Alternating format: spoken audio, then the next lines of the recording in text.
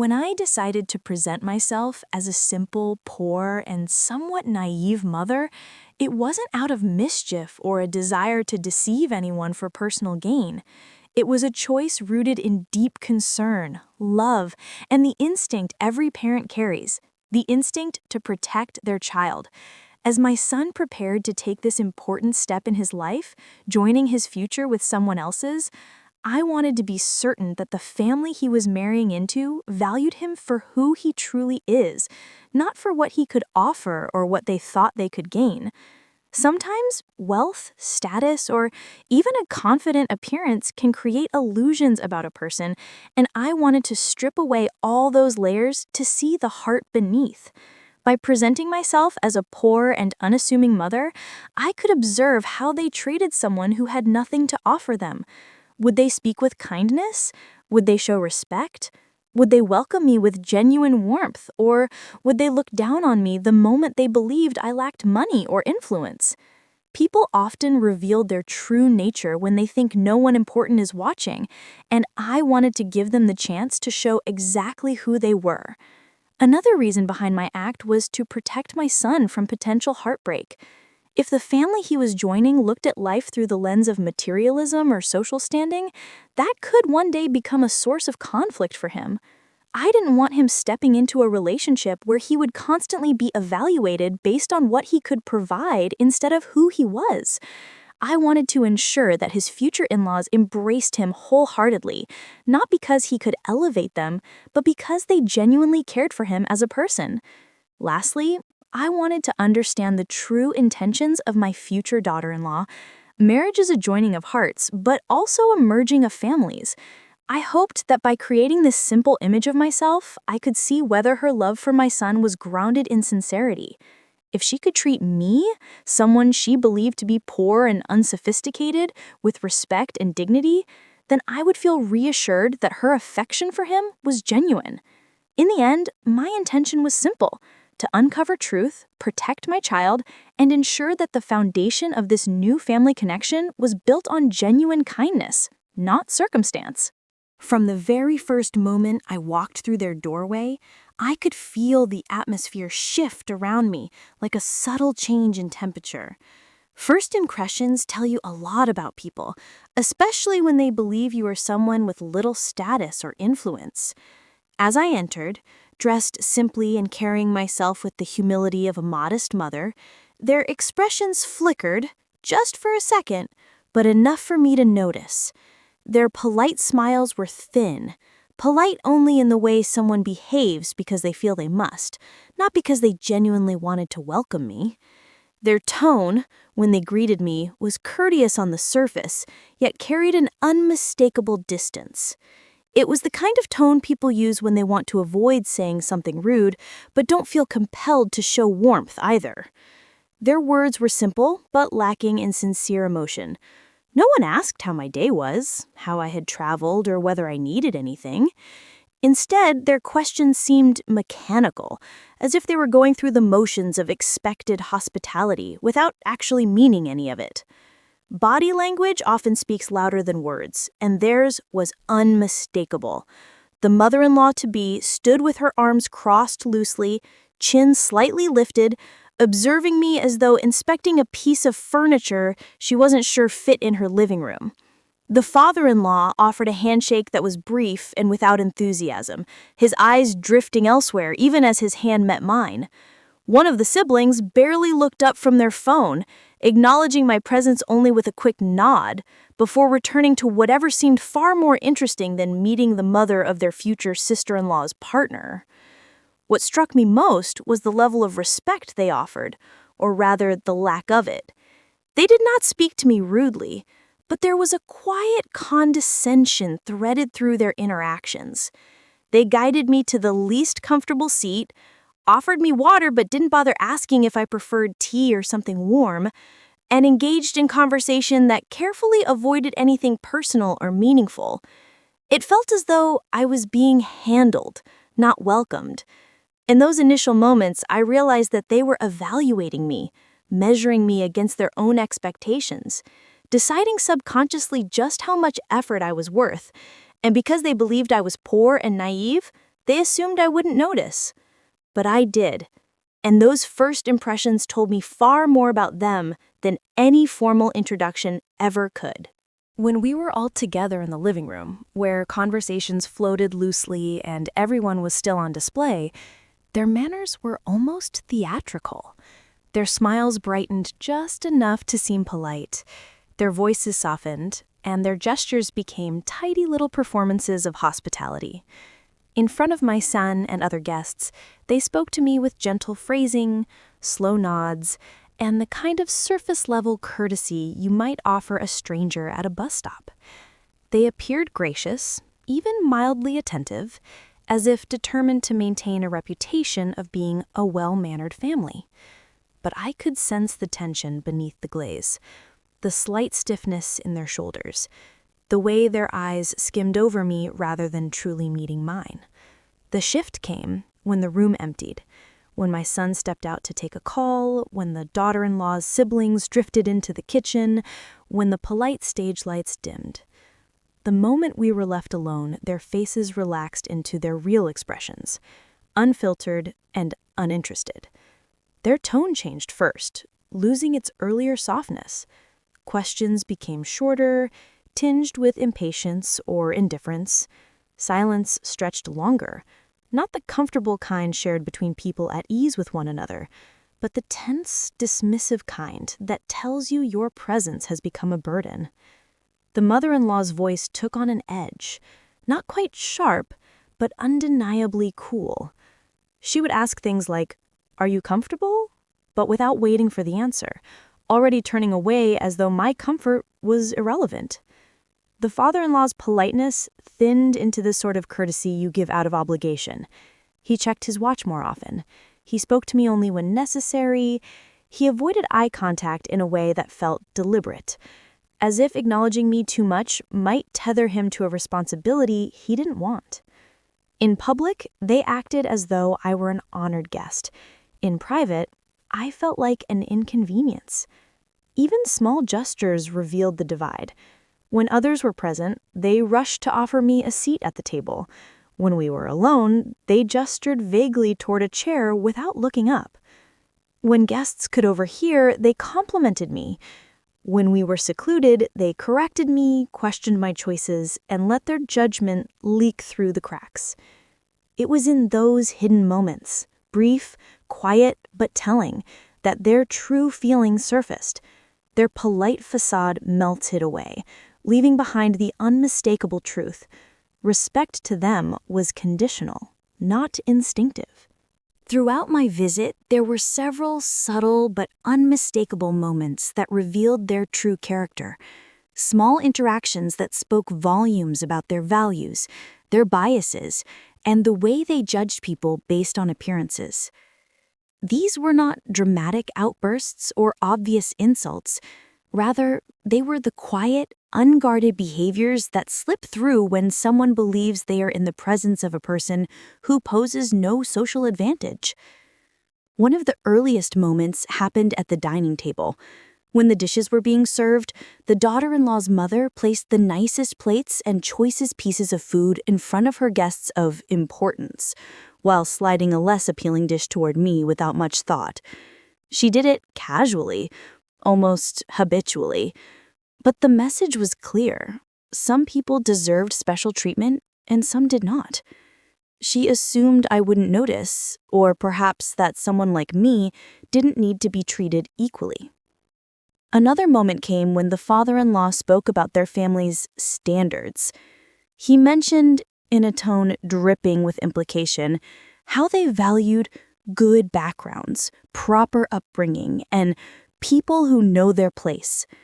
Though he never mentioned me directly, his eyes flickered toward my simple clothes, my worn handbag, and the way I sat quietly in their pristine home. His words were not aimed at me openly, but they were meant to be overheard, to remind me subtly that I was beneath their expectations. The siblings also offered their own unfiltered insights. When I asked an innocent question about their neighborhood, one of them sighed and responded slowly, as though explaining something to a child. Another rolled their eyes when I mispronounced a foreign word on a decorative piece in their home. It wasn't what they said, but how they said it, with impatience, mild superiority, and the assumption that I lacked the sophistication to understand. Yet amidst these judgments, there were also moments that revealed sincerity, mostly from my future daughter-in-law. She was the only one who consistently treated me with warmth. When she saw her family unintentionally or intentionally exclude me, she gently included me back into the conversation. When I was offered the least appealing dish, she quietly switched plates with me. When someone made a dismissive remark, she redirected the topic with kindness. These moments, both cruel and compassionate, painted a fuller picture of who they truly were. Some saw status, she saw a human being. And in these glimpses, I understood exactly what kind of environment my son might be marrying into, and who among them possessed the heart worth trusting. As their true behavior gradually revealed itself, my emotional reaction became a complex mixture of disappointment, sadness, and a quiet confirmation of the doubts that had lingered in the back of my mind. I had prepared myself for the possibility that they might not welcome me with open arms, but even so, experiencing it firsthand was far more painful than merely imagining it. There is something deeply unsettling about being judged not for who you are, but for who people assume you must be based on your appearance, your clothes, or the story they fabricate about your life. At first, I felt a sharp pang of embarrassment. Not because I was actually ashamed of my simple presentation, but because of the way their eyes changed when they looked at me. It was a look people reserve for someone they consider unimportant. That quiet dismissal, that gentle but unmistakable push to the side, made me feel as though I had been placed on a lower shelf in their minds, somewhere dusty and easily ignored. I reminded myself that it was all part of the act, yet the emotions it stirred were real. As their judgment became clearer, disappointment settled in my chest like a heavy stone. I had hoped, perhaps naively, that they would rise above superficial assumptions, that they would treat every guest with the same warmth and dignity, but instead I witnessed the opposite. Their behavior confirmed my deepest concerns, that they valued people based on status, appearances, and perceived usefulness. Knowing this about them left me with a sadness that stretched beyond my own experience. I worried about my son and the kind of family he might be linking himself to. There was also a softer, quieter sadness, the kind that comes from realizing how many others they might have treated this way. I wondered how many people had walked into their home and walked out carrying the same weight of being silently belittled. It made me reflect on the larger patterns of society, how easily kindness is withheld from those who seem to have less. Yet, even through the hurt, there was a surprising clarity. Their actions were not ambiguous, they were undeniable. That clarity gave me strength. It confirmed that my decision to test their sincerity had been justified. As painful as it was, I would rather know the truth than blindly trust a facade. My emotions, though heavy, guided me toward understanding, not just of them, but of the environment my son was stepping into. Amid the subtle slights and quiet dismissals, there were moments of genuine kindness that stood out like small lanterns in a dim room. These gestures, though gentle and unassuming, carried immense weight because they came from hearts that chose compassion over judgment. My future daughter-in-law was, without question, the brightest of those lights. From the moment I arrived, she treated me with a level of warmth and sincerity that felt untouched by the assumptions the rest of her family clung to. She didn't pity me or patronize me. She simply welcomed me. She sat beside me, asked about my day, and listened with genuine interest, not because she felt obligated, but because she truly wanted to know me. When the atmosphere grew tense or awkward, she subtly stepped in to ease the moment, steering conversations toward inclusiveness or gently correcting someone's dismissive tone without making it obvious. Her actions were quiet but meaningful. When her mother unknowingly offered me the least appealing dish, it was my daughter-in-law who noticed and switched plates with me, pretending casually that she preferred the one I had been handed. When her siblings acted impatient or condescending, she redirected the conversation, creating space for me to speak without feeling belittled.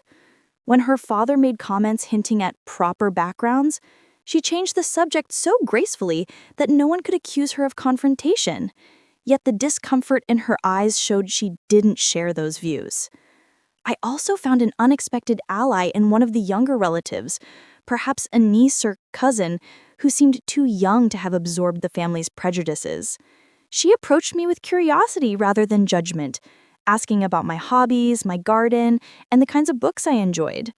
Her innocence was refreshing, reminding me that kindness is most natural when it hasn't been tainted by societal hierarchies. These pockets of compassion softened the blow of the family's overall behavior. They showed me that sincerity still lived within the household, even if not equally distributed. In my daughter-in-law's kindness, I saw hope that my son was choosing a partner whose heart was strong enough to rise above her environment. Her quiet support reassured me that no matter what flaws existed around her, she carried a goodness that couldn't be hidden or overshadowed. The turning point came unexpectedly, in a moment so simple that no one realized, at first, how drastically it would shift the atmosphere in the room. It happened during an ordinary conversation, one of those casual discussions about work, travel, and future plans that families often fall into during gatherings. I had remained quiet, content to observe, still playing the role of the modest, unassuming mother who lived a simple life and asked for nothing more. But life has a way of revealing truth without warning. The conversation turned to careers and responsibilities. Someone asked my son about a particular project he was working on, and he mentioned, without hesitation and certainly without realizing the impact, the role I had played in guiding him through the process. He spoke of my expertise, my years of experience, and the advice I had given him. He mentioned positions I had held and companies I had worked with. His words were matter-of-fact, delivered with pride, as though he had always believed his mother was respected and appreciated wherever she went. I saw it instantly, the sudden stiffness that ran through the family like a ripple of shock. Their expressions, once relaxed in their assumed superiority, now tightened with confusion and disbelief. They glanced at me as if seeing me for the first time. My simple clothing, my soft demeanor, the modest way I had carried myself, none of it matched the woman my son was describing. Their eyes darted between us, trying to reconcile the image they had created with the reality that was gently unfolding before them. Then came the second blow. My son, oblivious to the shift in the air, added a comment about a charity project I managed, one that required significant resources and leadership. He spoke casually, proudly, unaware that every word was dismantling the false narrative they had built around me. When another relative, curious and now visibly unsettled, asked for clarification, I simply smiled and answered honestly. I didn't brag or boast. I didn't correct them harshly. I just spoke plainly, letting the truth settle where it needed to. Every sentence peeled away another layer of their misconceptions. The room grew quiet. Not the cold silence from earlier, but a stunned one. Their posture changed. Their tone softened. Respect, previously withheld, began trickling in cautiously, almost awkwardly. That moment, simple, unplanned, and spoken with sincerity, shattered their assumptions completely. It was the first time they realized they had misjudged me, not because of who I was pretending to be, but because of who they believed I wasn't. The moment the truth settled over the room, their reactions unfolded almost theatrically, as though someone had flipped a switch, changing the entire energy of the gathering in an instant. People who had previously glanced past me now looked at me with sudden, sharp interest. The same individuals who had barely acknowledged my presence earlier straightened their posture, adjusted their expressions, and attempted to reassemble their composure. The mother-in-law's transformation was the most dramatic. Only minutes before, she had spoken to me with a measured politeness that strained under the weight of her quiet superiority. But once she realized my background, my accomplishments, the responsibilities I held, the respect I had earned in my field, her tone changed entirely. She leaned toward me as she spoke, her voice suddenly bright and overly warm. Compliments poured from her lips with suspicious ease. What had once been indifference now disguised itself as admiration. She began asking questions, eager to learn more, eager to rectify her earlier distance.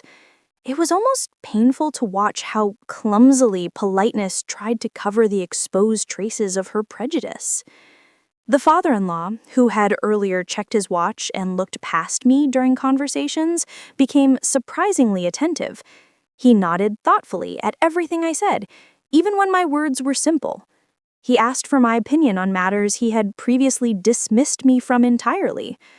His handshake, which had been brief and limp when we first met, suddenly grew firm and lingering, as though trying to rewrite the first impression he had made. The siblings were no different. The impatience and eye-rolling vanished, and its place came forced enthusiasm, awkward compliments, and exaggerated efforts to include me. One of them even apologized for not asking me more about myself earlier, though the apology felt more like an attempt to erase the embarrassment of being caught in their assumptions. Their sudden politeness was drenched in hypocrisy. It wasn't respect born from genuine understanding. It was fear of having misjudged someone with more influence and status than they'd assumed. Their smiles were wider, but not warmer. Their voices were smoother, but not kinder. The shift was obvious. They respected me now not because they valued me, but because they valued what they believed I represented. Watching their behavior change so drastically confirmed the very thing I had feared. Respect that depends on status is not respect at all. It is performance. And for the first time, they realized the audience they had underestimated was the one whose opinion mattered most. In the quiet aftermath of the revelation, when the tension of embarrassment had begun to settle, and the last traces of their forced politeness still lingered in the air, I knew there was a deeper message I needed them, all of them, to understand. It wasn't about proving my own worth, nor was it about reclaiming some sense of pride that their earlier treatment had threatened. What mattered to me was the lesson beneath it all. The understanding that true character reveals itself not in how we treat those who impress us, but in how we treat those we believe have nothing to offer. I wanted them to realize that humility is not a trait reserved for the less fortunate. It is a virtue expected of everyone, especially those who claim to hold themselves to high standards. Wealth, status, influence, these are transient, unstable things that can fade or shift with time. But kindness, dignity, and respect are lasting markers of who a person truly is. The way they treated me before they knew my background exposed the fragility of their values. They cared more about appearances than authenticity, more about social elevation than human connection. And I wanted that realization to sit with them, to challenge the image they held of themselves. For my son and daughter-in-law, the lesson was equally important. I wanted them to see that relationships built on surface-level admiration or conditional respect will never endure hardship. Marriage is more than just two people coming together. It is the merging of families, beliefs, and moral foundations. If those foundations are unstable or guided by shallow values, they can cast long shadows over a marriage. Most importantly, I wanted them to understand that goodness is not something people should display only when they believe it will benefit them. True goodness is shown when no one is watching or when the person being watched appears insignificant. That is the measure of sincerity. I hoped this experience would remind them that every person, regardless of appearance or financial status, deserves equal respect, not because of what they can give, but because of who they are. I wanted them to carry forward a worldview shaped not by social hierarchy, but by compassion and integrity. I hoped that this lesson, though born from an uncomfortable moment, would become a guiding principle in their lives, their marriage, and their future family. As I reflect on that day, the moments of tension, revelation, and unexpected kindness, one truth stands out clearly. Integrity and genuine human decency matter far more than social status, appearances, or wealth. The story of how I met my daughter-in-law's family is not merely about testing them or unveiling their true nature. It is a lesson about the values that shape our families, our relationships, and ultimately ourselves. In life, it is easy to be dazzled by prestige, impressed by titles, or swayed by outward appearances. Yet none of these things defines the worth of a person, nor does it predict the quality of a relationship. Family values, at their core, are built on respect, empathy, and sincerity. When we enter a family, whether as a parent, spouse, or child, we're not simply joining a social unit. We're creating bonds that should withstand the tests of time, adversity, and misunderstanding. Those bonds are strengthened not by what people can offer materially, but by the way we treat one another, especially in the small, quiet moments when nobody is watching. True respect is unconditional. It cannot be bought, earned through flattery, or assumed because of perceived advantage. It is freely given to everyone, regardless of circumstance. This experience also reinforced for me the incredible power of kindness. Genuine kindness is not performative. It does not fluctuate with the potential benefits a person might provide. It is steady, deliberate, and rooted in compassion. The moments when my daughter-in-law and a few other family members treated me with warmth despite my assumed status were the moments that truly mattered. They revealed the strength of character, the integrity, and the heart that would carry forward into the life my son was beginning to build. Ultimately, the moral of this experience is simple but profound. Social status is fleeting, but character is lasting. Wealth can disappear, circumstances can change, and appearances can mislead.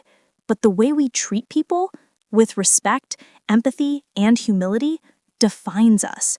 Family, at its best, is a space where these virtues flourish, where individuals are valued for who they are, not what they have. By embracing these principles, we ensure that relationships are authentic, trust is built, and love can grow untainted by superficial concerns. In closing, I hope that my story serves as a reminder to honor integrity over image, kindness over calculation, and genuine human connection above all else. These are the foundations upon which strong families and lasting relationships are truly built. This story isn't just about one family. It's a reminder for all of us that honesty, kindness, and genuine human respect are the real treasures in life. If this story touched you, please give it a like and share your thoughts in the comments. I would love to hear your experiences and perspectives. They make these conversations even more meaningful.